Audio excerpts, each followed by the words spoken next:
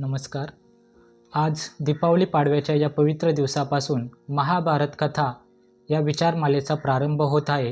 ही अत्यंत सद्भाग्याची गोष्ट आहे. यात सुरुवातीला महाभारतातील मुख्य पात्रांचा संपूर्ण परिचय आपण करून घेणार आहोत. भगवान श्री व्यासांनी अनेक उत्तुंग व्यक्तिमत्वांची मालिकाच या ग्रंथाद्वारे आपल्या पुढे ठेवली आहे.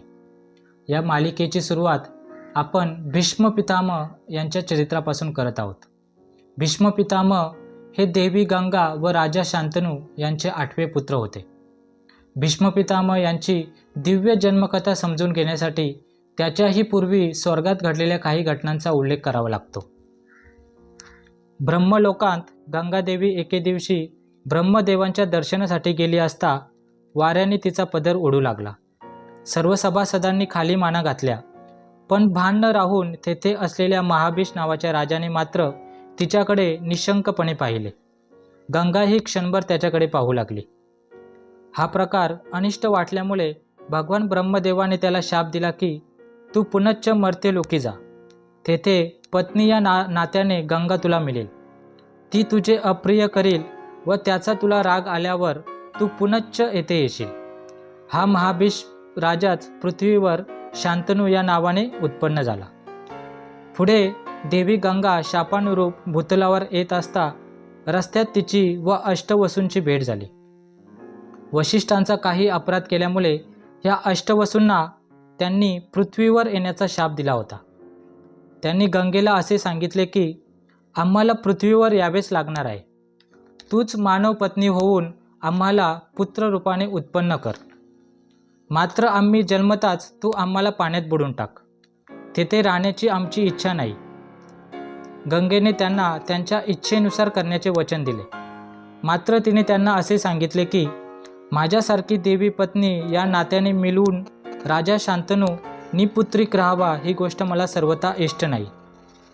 तरी तुम्हा सर्वांच्या अंशापासून उत्पन्न झालेला एक दीर्घायू पुत्र मी राजाला द्यावा असे तुम्ही मान्य केले पाहिजे. त्या सर्वांनी ती गोष्ट मान्य केली. पुढे राजा प्रतिपाचा पुत्र राजा शांतनू गंगा तटावर एकटाच विचरत असता त्याला एक तेजस्वी एक सुंदर स्त्री दिसली. तिला पाहून राजा रोमांचित झाला. दोघेही एकमेकांकडे अतृप्त नजरेने पाहत होते.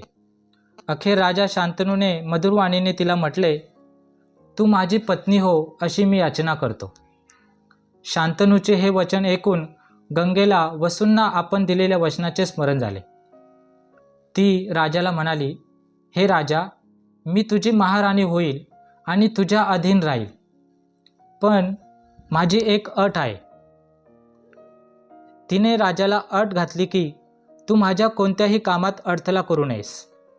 पुढे सर्व प्रकारे गंगा राजाचे प्रिय करी, पण पुत्र झाला की ती त्याला पाण्यात बुडवून नष्ट करी.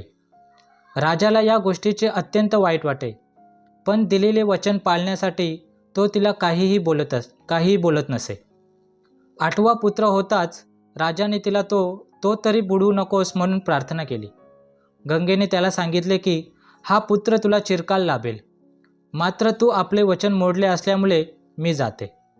शांतनू अतिशय शोकाकुल होताच गंगेने त्याला आपला सर्व वृत्तांत सांगितला व वसूंचे वरदान सांगून त्याचा शोक दूर केला.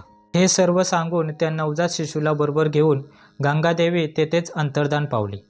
महाभारतकार सांगतात त्या बालकाचे नाव देवव्रत असे ठेवले गेले. त्याला गांगेही म्हणत. गंगा अंतर्धान पावल्यावर शोकातूर राजा शांतनू आपल्या नगरीला म्हणजेच हस्तिनापूरला परतला. गंगा अंतर्धान पावताना शांतनूला आश्वासन देऊन आपल्या पुत्राला विद्या व धनुर्वेद यात निष्णात करावे म्हणून ती स्वतःबरोबर देवलोकी घेऊन गेली होती. पुढे एके दिवशी राजा शांतनू नदी तीरावरून फिरत असता त्याला गंगेच्या पाण्याचा सर्व प्रवाह अवरुद्ध झाल्याचे दिसून आले. तो प्रवाह कशामुळे अवरुद्ध झाला म्हणून तो शोधू लागल्यावर त्याला असे आढळून आले की एक दिव्य रूप संपन्न कुमार आपल्या महास्त्रांच्या सामर्थ्याने प्रवाहाचा अवरोध करीत आहे. त्याचा तो प्रभाव पाहून शांतनू राजा विस्मित झाला. तोच देवी गंगा तेथे प्रगट झाली व हा तुझाच पुत्र असून त्याचे विद्या अध्ययन पूर्ण झाले असल्याचे तिने सांगितले. पुढे त्या पुत्राला राजा शांतनूच्या स्वाधीन करून ती अंतर्धान पावली. तात्पर्य: भीष्म पितामह हे गंगा व शांतनू यांचे महान असे पुत्र होते. धन्यवाद.